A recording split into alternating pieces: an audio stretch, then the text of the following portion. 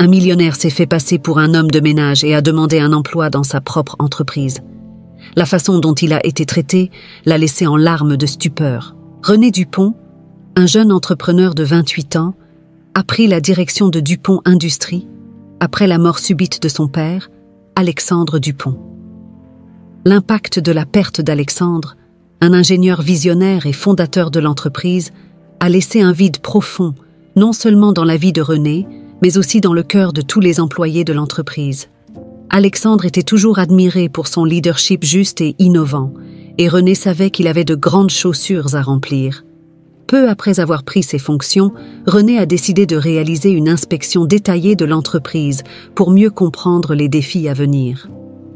Lors de l'une de ses visites dans les différents départements, René a remarqué un ancien dossier sur la table qui appartenait à son père. Curieux, il l'a ouvert et a trouvé une lettre qui lui était adressée. Les mots d'Alexandre, écrits de sa main inimitable, ont profondément résonné en René. « Mon cher fils, je savais que ce jour arriverait tôt ou tard. Je veux que tu saches que j'ai confiance en toi pour continuer l'héritage de notre famille. Les défis viendront et il est vital que tu maintiennes l'intégrité et les valeurs que nous avons toujours chéries chez Dupont Industries. Souviens-toi que le véritable succès réside dans le fait de diriger avec justice et respect. » Les yeux embués, René referma la lettre et la glissa dans la poche de son veston. La responsabilité de continuer le travail de son père pesait lourdement sur ses épaules, mais il était déterminé à honorer l'héritage d'Alexandre. René Dupont, après avoir réfléchi à la lettre laissée par son père, ressentit l'urgence d'agir. La situation chez Dupont Industries se détériorait rapidement et il devait prendre des mesures immédiates. Décidé à trouver une solution, il convoqua une réunion d'urgence avec François, son vice-président et l'un des hommes de confiance d'Alexandre. Le lendemain matin, René entra dans la salle de réunion où François l'attendait déjà. L'expression sérieuse de François reflétait la gravité de la situation. René commença la réunion sans détour. « François, nous devons résoudre ces problèmes rapidement. La baisse de productivité et le mécontentement des employés ne peuvent pas continuer. » François acquiesça, visiblement inquiet. « Je suis d'accord, René. J'ai analysé les rapports et je pense qu'ajuster les salaires et revoir nos stratégies de recrutement peuvent être un bon début. Nous faisons face à une concurrence féroce pour les talents et nos packages salariaux doivent être plus compétitifs. » René écouta attentivement, mais quelque chose le dérangeait. Il savait que son père avait toujours valorisé la culture organisationnelle et le bien-être des employés. « François, tu as raison en partie. Améliorer les salaires peut aider, mais je sens qu'il y a quelque chose de plus profond ici. Notre culture de travail a toujours été un atout, et il semble que nous la perdons. » François fronça les sourcils, réfléchissant aux paroles de René. « Que suggères-tu alors ?» René prit une profonde inspiration avant de répondre. « Nous devons comprendre ce qui se passe réellement en coulisses. Les plaintes ne concernent pas seulement les salaires ou la charge de travail. Il y a quelque chose de plus que nous ne voyons pas. Nous avons besoin d'une approche plus investigatrice pour découvrir la racine des problèmes. » François regarda René, intrigué. « Investigatrice ? Comment comptes-tu t'y prendre ?» René garda pour lui l'idée de son enquête sous couverture, se contentant de laisser entendre une approche plus pratique. « Je réfléchis encore à la manière exacte de le faire, mais je pense que nous devons être plus proches des employés, les écouter directement et observer ce qui se passe au quotidien. » François hocha la tête. « C'est une bonne idée, René. Peut-être pourrions-nous organiser quelques réunions avec de petits groupes d'employés pour obtenir leurs perspectives. Oui, cela peut être un bon début. » répondit René, tentant de dissimuler ses véritables intentions de s'infiltrer dans l'entreprise. Pendant ce temps, nous continuerons à surveiller de près les indicateurs de performance et à chercher tout signe de problème plus grave. François acquiesça de nouveau. Je vais préparer un plan d'action pour que nous puissions commencer à mettre en œuvre ces changements. Nous devrons être rapides et efficaces. Merci, François. Je compte sur toi pour m'aider à inverser cette situation. Nous devons honorer l'héritage de mon père et garantir que Dupont Industries retrouve sa prospérité, dit René, mettant fin à la réunion. Avec le soutien de François pour les mesures initiales, René se sentit un peu plus soulagé, mais il savait que la véritable enquête restait à venir. Déterminé à découvrir la racine des problèmes, il commença à planifier son déguisement en tant que concierge, une démarche audacieuse qu'il espérait révélerait la vérité derrière les difficultés que l'entreprise rencontrait.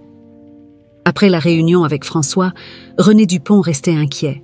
Les suggestions de son vice-président étaient de valables, mais ne semblaient pas suffisantes pour résoudre les problèmes profondément enracinés qu'il sentait exister chez Dupont Industries. René avait besoin d'une vision plus claire de la situation réelle, quelque chose qui ne pouvait être atteint seulement par des rapports et des réunions formelles. Il devait être là où les choses se passaient vraiment. C'est alors qu'une idée inhabituelle lui vint à l'esprit, se déguiser en concierge.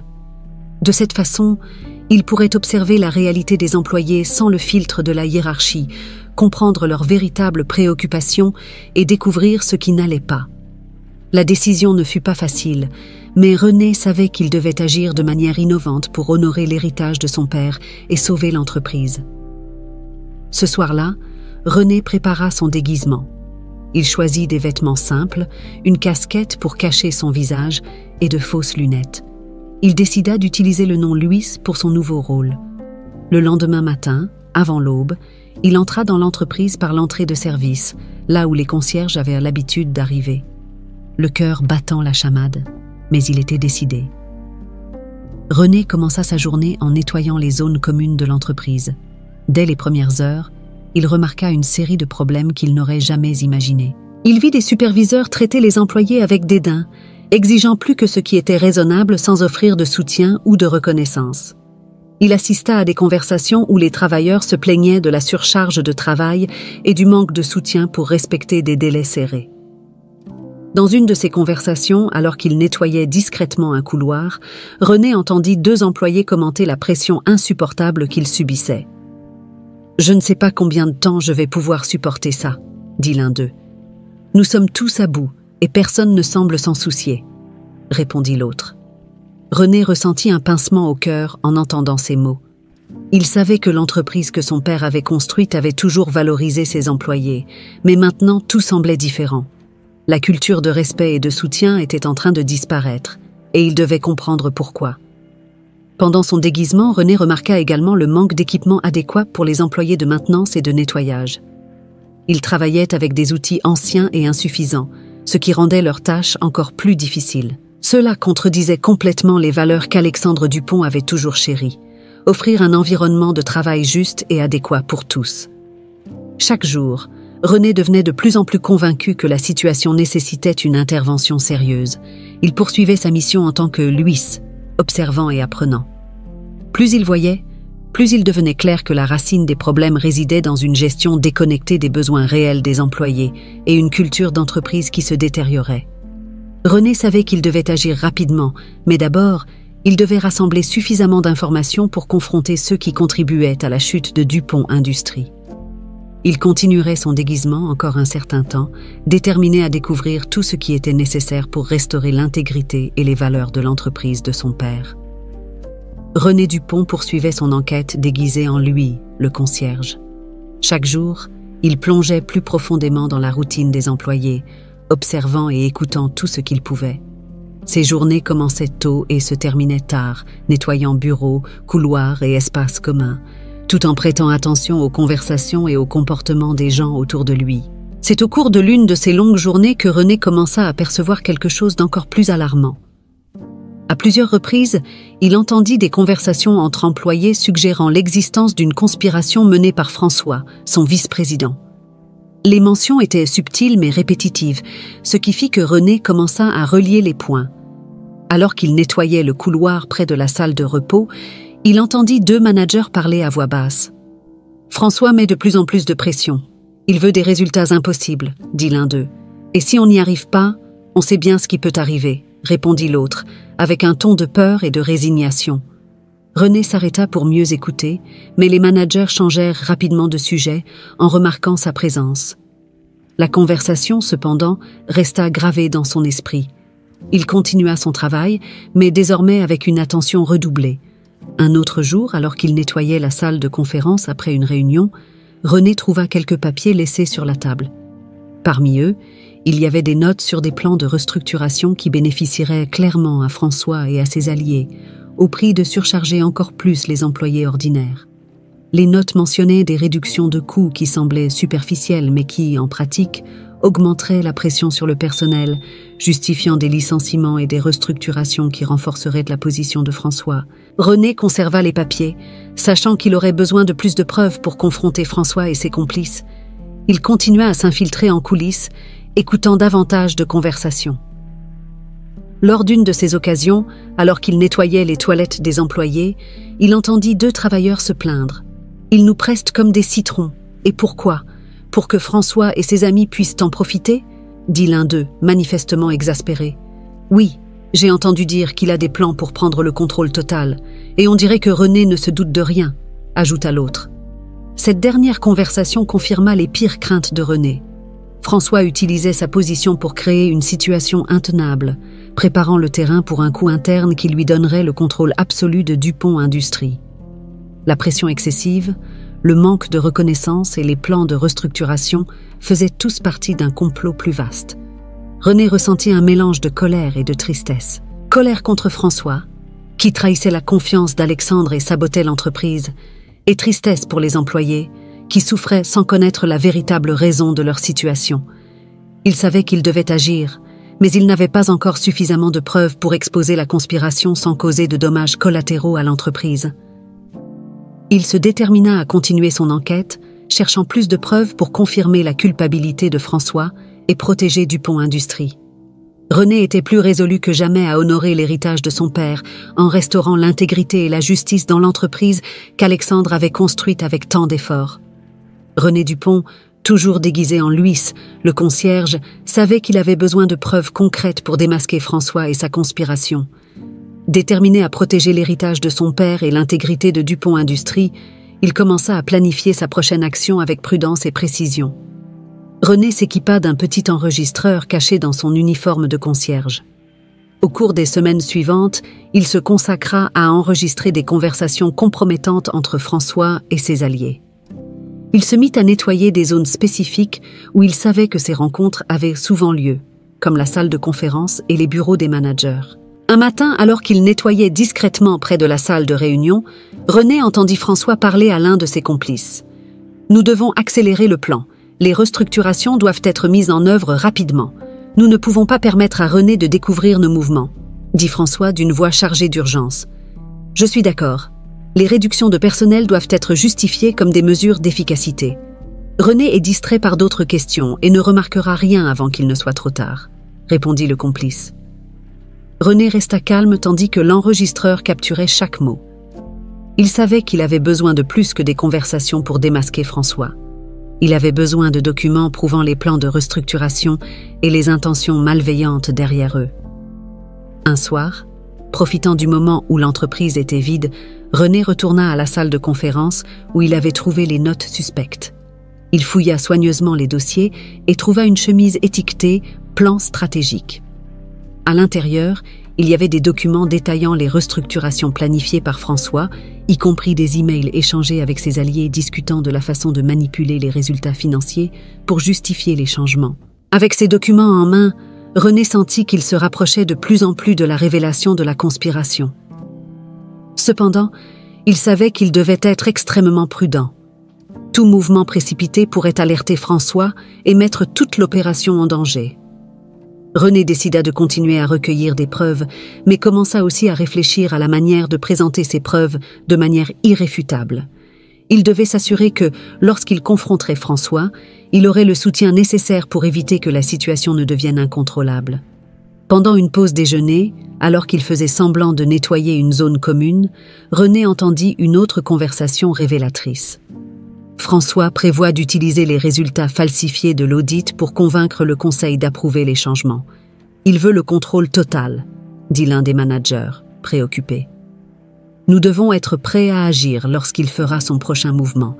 Nous ne pouvons pas le laisser détruire l'entreprise, répondit un autre. René mémorisait chaque détail, sachant que ces informations seraient cruciales pour démanteler le plan de François. Avec les enregistrements des conversations, les documents collectés et la connaissance des intentions des complices, il commença à préparer le terrain pour l'exposition finale.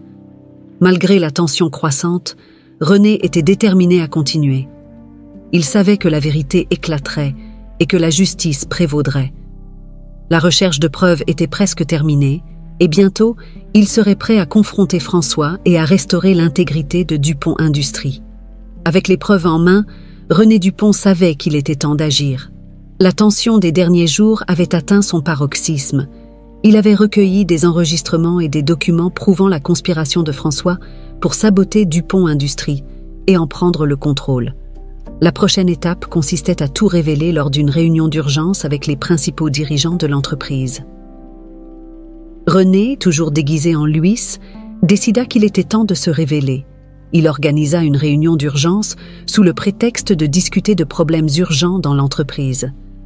Le matin de la réunion, il enfila son costume et sa cravate, retrouvant sa véritable identité de PDG.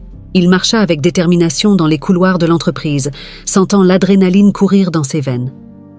Dans la salle de conférence, les principaux dirigeants de Dupont Industries étaient déjà réunis, y compris François.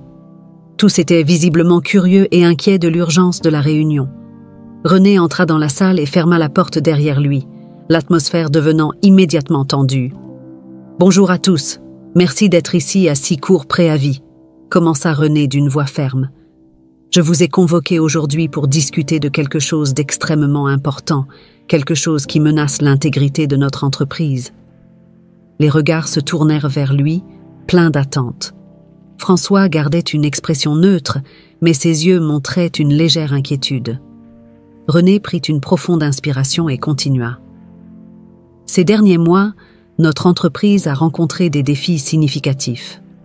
Nous avons remarqué une baisse de productivité, une augmentation du mécontentement des employés et une série de décisions qui ne reflètent pas les valeurs que mon père, Alexandre Dupont, a toujours chéries. » René fit une pause, observant les réactions autour de la table.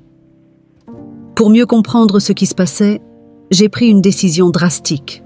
Je me suis déguisé en concierge pour observer de près la réalité de nos employés et découvrir la racine de ces problèmes. » Un murmure de surprise parcourut la salle. René profita de ce moment pour révéler les preuves. Il posa sur la table les documents qu'il avait collectés, ainsi qu'un enregistreur. « Au cours de mon enquête, j'ai découvert quelque chose d'alarmant.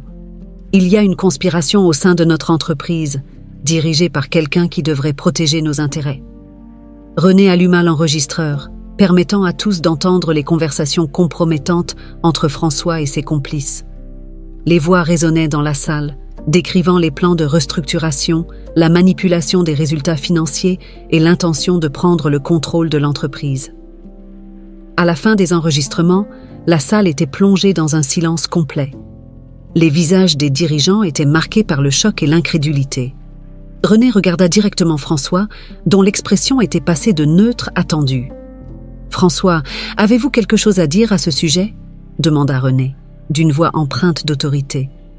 François tenta de garder son calme, mais la pression était visible. « René, c'est un malentendu.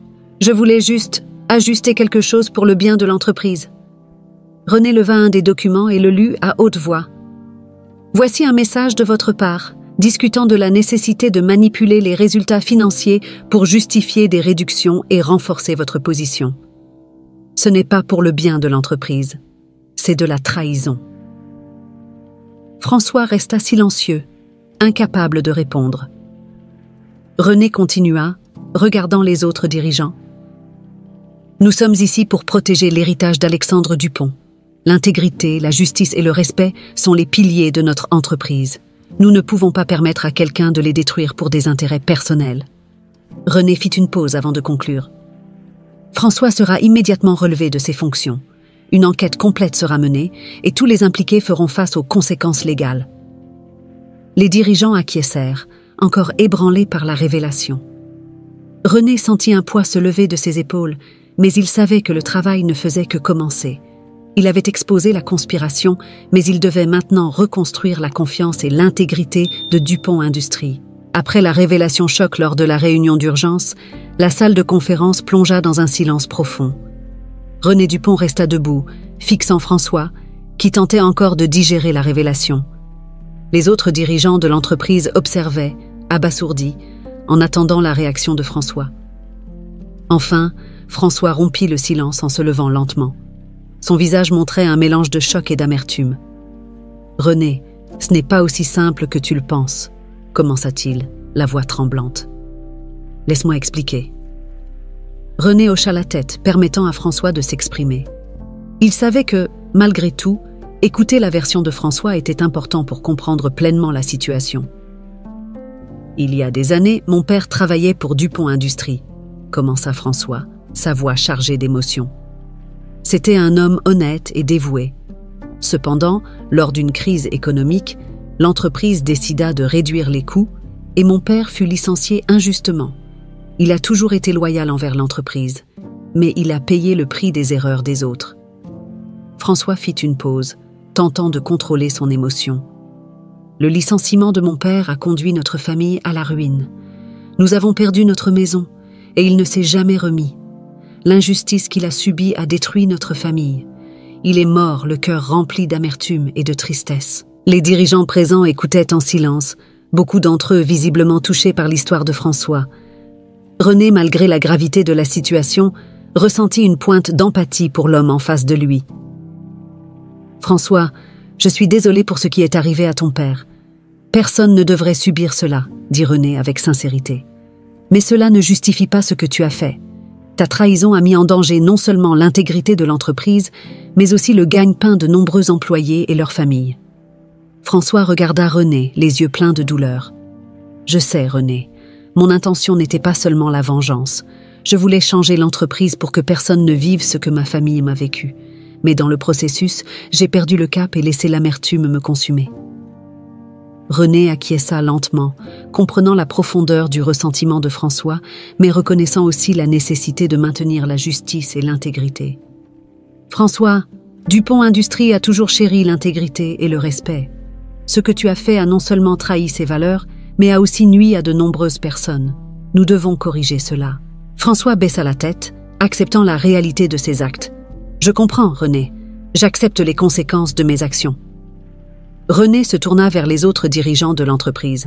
« À partir d'aujourd'hui, François sera relevé de ses fonctions et une enquête complète sera menée.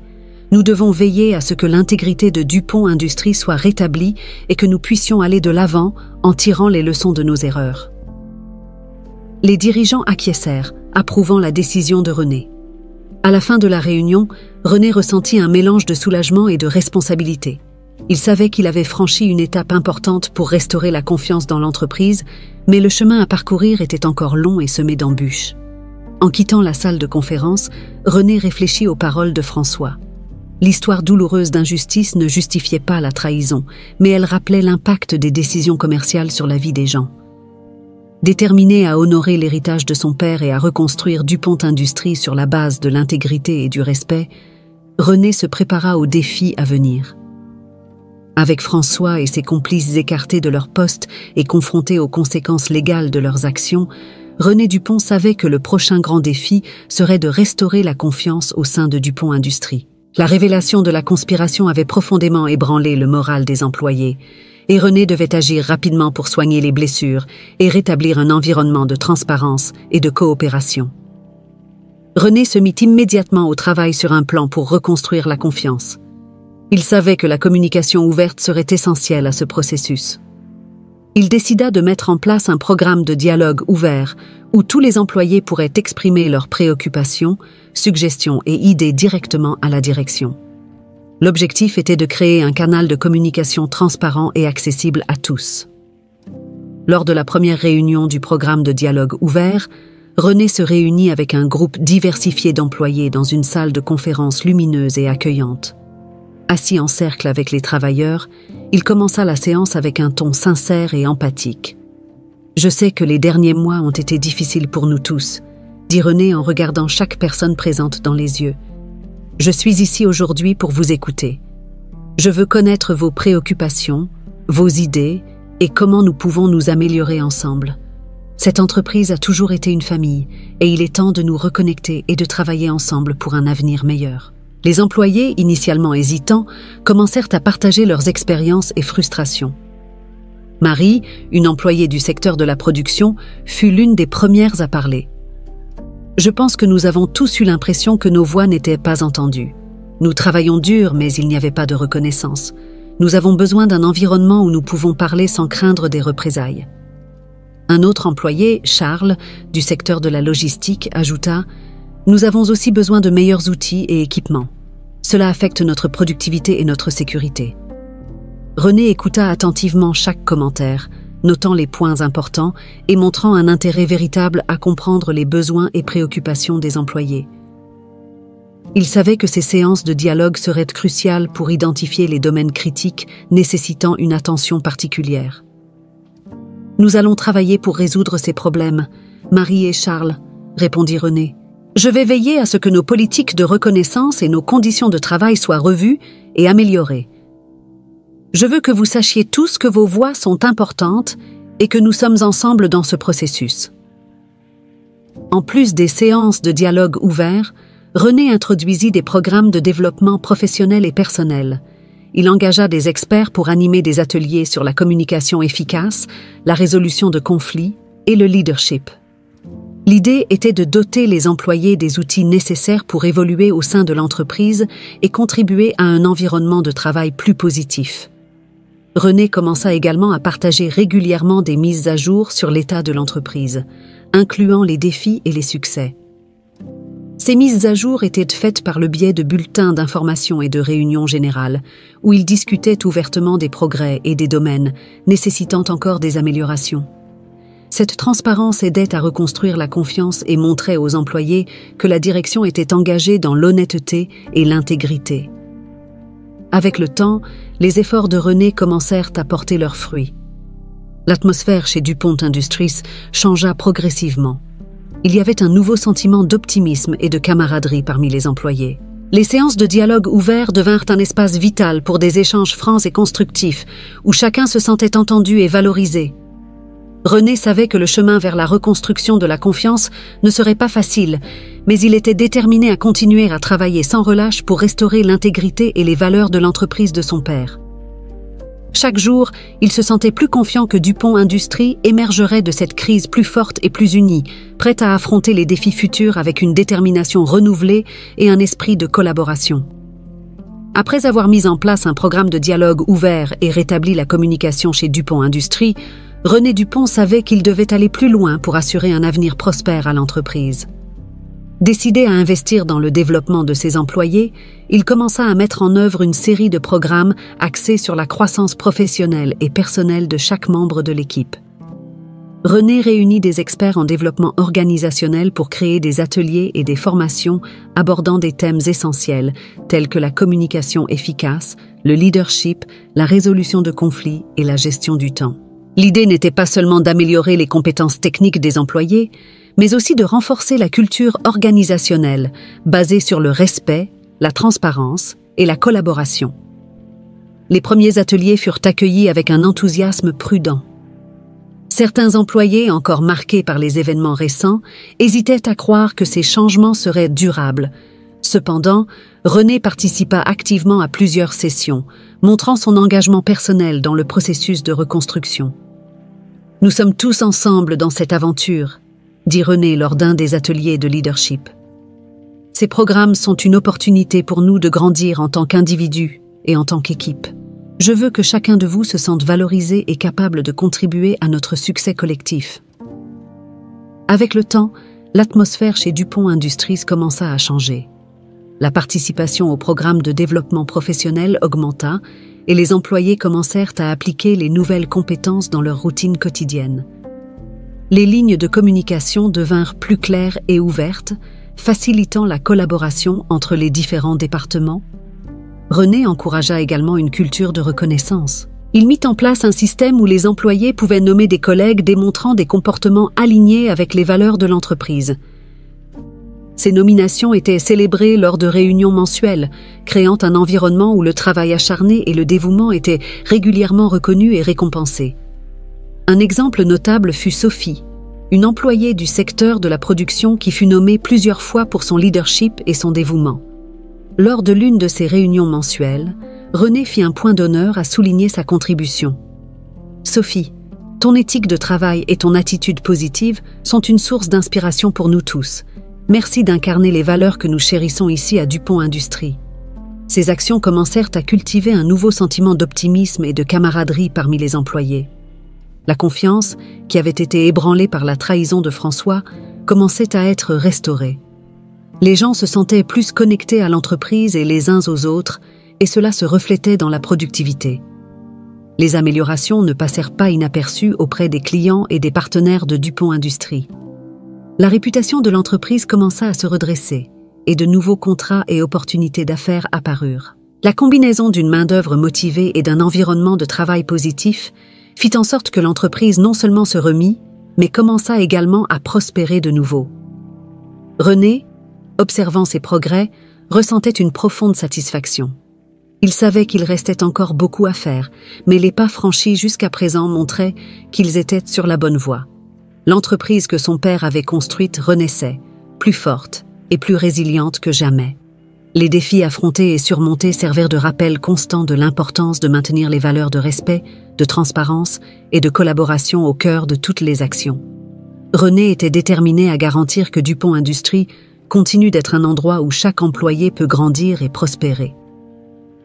À mesure que l'entreprise fleurissait, René réfléchissait au chemin parcouru. Du choc de la trahison à la construction d'une culture organisationnelle plus forte, chaque étape avait été essentielle pour la renaissance de Dupont Industries. Et à chaque défi surmonté, il se sentait plus connecté à l'héritage de son père, honorant la mémoire d'Alexandre Dupont et assurant un avenir brillant pour l'entreprise et tous ses employés. Alors que l'entreprise commençait à se rétablir et à prospérer, René Dupont continuait à réfléchir aux récents événements qui avaient secoué Dupont Industries. Lors d'une de ses révisions régulières de documents anciens dans le bureau de son père, il trouva une lettre cachée dans un compartiment secret du bureau. Curieux, il l'ouvrit et reconnut immédiatement l'écriture d'Alexandre. La lettre était adressée à René et contenait des révélations surprenantes. Alexandre décrivait un secret de famille qu'il avait gardé pendant des années. Il parlait d'un ancien partenaire d'affaires, Marc, qui avait aidé à fonder Dupont Industries. Marc avait été injustement licencié pendant une crise financière et Alexandre s'était toujours senti coupable de cette décision, influencé par d'autres membres du conseil. Dans la lettre, Alexandre confessait avoir toujours soupçonné que François, le fils de Marc, nourrissait des ressentiments en raison de la manière dont son père avait été traité. Alexandre avait essayé, sans succès, d'aider Marc à relancer sa carrière, mais le licenciement avait détruit la vie de Marc et profondément affecté sa famille. René fut choqué par cette révélation. François, l'homme qui avait failli détruire l'entreprise, avait des raisons profondes et personnelles pour ses actions. L'injustice commise contre Marc avait créé une blessure qui s'était transmise à François, alimentant son désir de vengeance. Bien que la trahison de François ne fût pas justifiable, la compréhension de la véritable racine de sa haine apportait une nouvelle perspective à René. Déterminé à corriger les erreurs du passé, René décida de chercher François pour une conversation finale. Il savait qu'il devait aborder cette question avec empathie et rechercher une résolution qui pourrait apporter la paix à chacun. René organisa une visite à la prison où François était détenu, le cœur lourd et l'esprit rempli d'incertitude. À son arrivée, il vit François assis dans la salle de visite, avec une expression de surprise et de méfiance en le voyant entrer. Ils s'assirent face à face et René commença à parler. « François, j'ai trouvé une lettre de mon père, » commença René, la voix calme mais ferme. Elle révélait beaucoup de choses sur le passé, sur ton père, Marc, et l'injustice qu'il a subie. François resta silencieux, ses yeux fixés sur René. « Mon père a beaucoup souffert. Son licenciement nous a ruinés. J'ai toujours voulu venger ce qu'ils lui ont fait, » dit François, la voix chargée d'amertume. « Je sais, » répondit René avec empathie, « et je comprends ton ressentiment, mais la vengeance n'a apporté que douleur et destruction. Je suis ici pour essayer de résoudre cela différemment. Nous devons mettre fin à ce cycle de haine. » François baissa la tête, luttant contre ses émotions. « Que veux-tu de moi, René ? » « Je veux que nous assumions nos responsabilités et que nous travaillions à réparer les torts, » dit René. « Je sais que tu as fait des choses terribles, mais je sais aussi que tout cela a commencé par une injustice contre ta famille. Mon père a essayé d'aider, mais il a échoué. Maintenant, je veux essayer de nouveau, de manière juste. » François regarda René, les yeux pleins de regret. Je veux aussi mettre fin à cette querelle. Je suis prêt à assumer mes responsabilités et à changer. » La conversation fut un premier pas vers la réconciliation. René et François savaient que le chemin à venir serait difficile, mais tous deux étaient déterminés à aller de l'avant. René promit d'aider la famille de François et de travailler pour réparer les erreurs du passé, tandis que François accepta de coopérer et de purger sa peine, cherchant une véritable rédemption. De retour à Dupont Industries, René partagea avec les employés l'histoire complète, montrant l'importance de l'intégrité et de la justice. L'entreprise continua de prospérer, désormais avec un sens renouvelé de but et de communauté.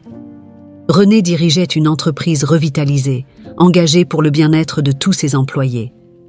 L'histoire se terminait avec René réfléchissant à l'héritage de son père. Alexandre avait commis des erreurs, mais il avait aussi laissé un exemple de leadership et de courage.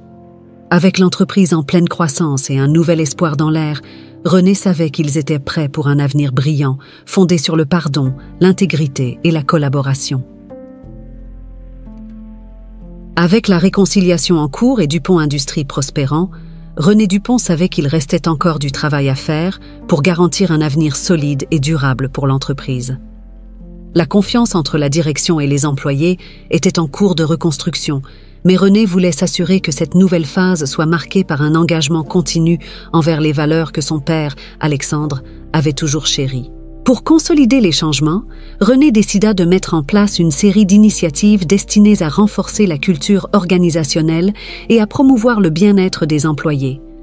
Il commença par établir un comité d'éthique et de transparence, composé de représentants des différents départements de l'entreprise. Ce comité serait responsable de surveiller les pratiques internes et de s'assurer que toutes les décisions soient prises sur la base de principes de justice et d'intégrité. Lors d'une réunion du comité, René expliqua sa vision.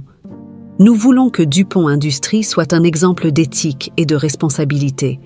Ce comité sera essentiel pour garantir que nous continuons à honorer les valeurs qui nous définissent. La transparence et la communication ouverte seront nos priorités. » En plus du comité, René introduisit des programmes de bien-être pour les employés, incluant des sessions régulières de feedback, des activités de team building et un accès à des ressources en santé mentale. Il croyait qu'un environnement de travail sain et solidaire était essentiel au succès à long terme de l'entreprise. « Nous nous engageons à prendre soin de vous, tout comme vous prenez soin de notre entreprise, » dit René lors d'une réunion générale avec les employés. « Votre bien-être est fondamental pour que nous puissions continuer à croître ensemble. » L'une des initiatives les plus significatives fut la création d'un fonds de soutien pour les employés et leurs familles. Ce fonds offrait une assistance financière et des conseils à ceux qui faisaient face à des difficultés, montrant l'engagement de l'entreprise à soutenir son équipe en toutes circonstances. Avec le temps, ces initiatives commencèrent à produire des résultats visibles. Le moral des employés était élevé et la productivité continuait d'augmenter. Dupont Industries devint connu non seulement pour ses produits de qualité, mais aussi pour son dévouement au bien-être et à l'éthique. René chercha également à renforcer les relations avec les clients et partenaires de l'entreprise. Il organisa une série d'événements pour présenter les nouvelles politiques et partager la vision renouvelée de Dupont Industries. Ces événements aidèrent à solidifier la réputation de l'entreprise comme un leader responsable et innovant sur le marché. Lors d'un de ces événements, René prononça un discours émouvant, reflétant sur le parcours de l'entreprise et les défis surmontés. Dupont Industries est plus qu'une entreprise, c'est une famille. Ensemble, nous avons affronté des adversités et en sommes sortis plus forts. Nous continuerons à honorer l'héritage d'Alexandre Dupont, engagé envers l'intégrité, la justice et le bien-être de tous. Avec Dupont Industries sur une trajectoire ascendante, René Dupont continua à chercher des moyens d'innover et d'élargir les horizons de l'entreprise. Il savait que, pour maintenir une croissance durable, il était essentiel d'investir dans de nouvelles technologies et d'explorer des opportunités sur des marchés émergents. René convoqua une réunion stratégique avec son équipe de direction pour discuter des prochaines étapes. Nous sommes en position de force, mais nous ne pouvons pas nous reposer sur nos lauriers. Nous devons rester à l'avant-garde des tendances et explorer de nouveaux domaines de croissance. Identifions les secteurs où nous pouvons nous étendre et innover. L'équipe commença à explorer plusieurs possibilités, de la mise en œuvre de technologies vertes à l'expansion sur les marchés internationaux. Une idée qui ressortit fut la création d'un département dédié à la recherche et au développement, R&D, de technologies durables. René croyait que la durabilité n'était pas seulement une responsabilité sociale, mais aussi une opportunité d'affaires. Nous voulons que DuPont Industries soit un pionnier des solutions durables. Investir en R&D nous permettra de développer des produits innovants répondant aux besoins d'un marché de plus en plus soucieux de l'environnement, expliqua René. Avec le soutien unanime de l'équipe, René lança le projet. Le nouveau département de R&D fut inauguré avec grand enthousiasme, attirant des talents de divers horizons pour collaborer au développement de technologies propres et efficaces. L'entreprise noua des partenariats avec des universités et des centres de recherche, cherchant toujours à être à la pointe de l'innovation. Tandis que le département de R&D prenait forme, René se concentra également sur l'expansion internationale. Il identifia des marchés stratégiques en Amérique latine et en Asie, où la demande pour des solutions industrielles était en croissance. L'entreprise commença à établir des bureaux et des usines dans ces régions, adaptant ses produits aux besoins spécifiques de chaque marché. Lors d'une visite dans l'une des nouvelles usines en Amérique latine, René se réunit avec des dirigeants locaux et des employés. Nous sommes ici pour bâtir non seulement une présence sur le marché, mais aussi pour contribuer à la communauté locale. Nous voulons créer des emplois, transférer des connaissances et croître ensemble, dit-il. L'expansion internationale apporta de nouveaux défis, mais aussi des opportunités immenses. La diversité des marchés obligea DuPont Industries à devenir plus agile et adaptable, mais ces défis furent surmontés avec la même détermination et vision que René avait toujours démontrée. Parallèlement, l'engagement de l'entreprise envers la durabilité commença à porter ses fruits concrets. Les nouveaux produits développés par le département de R&D furent bien accueillis sur le marché, et la réputation de DuPont Industries en tant que leader en innovation durable se renforça. René veilla également à ce que les valeurs de l'entreprise soient maintenues dans toutes les opérations mondiales. Il mit en place un code d'éthique guidant toutes les activités internationales, garantissant que l'intégrité et le respect restent au cœur de toutes leurs actions. Avec l'expansion et l'innovation en cours, René réfléchit à la trajectoire de l'entreprise depuis qu'il avait pris la direction.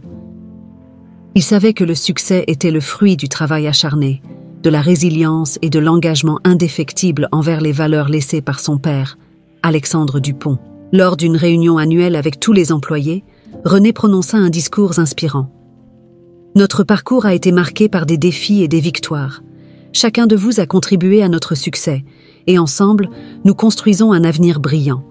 Nous continuerons à innover, à croître et à honorer notre engagement envers l'intégrité et la durabilité. » Acclamé par ses employés, René ressentit une profonde gratitude et un sens renouvelé de son rôle.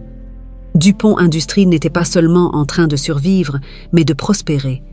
Avec une base solide et une vision claire pour l'avenir, René et son équipe étaient prêts à relever tous les défis et à saisir chaque opportunité. L'histoire de René Dupont et de DuPont Industries était un témoignage de la force du leadership éthique, de l'innovation et de la puissance d'une vision partagée. Avec un avenir brillant à l'horizon, René savait que le voyage ne faisait que commencer, et il était prêt à mener l'entreprise vers de nouveaux horizons, tout en maintenant les valeurs qui en avaient en fait un symbole de succès et d'intégrité.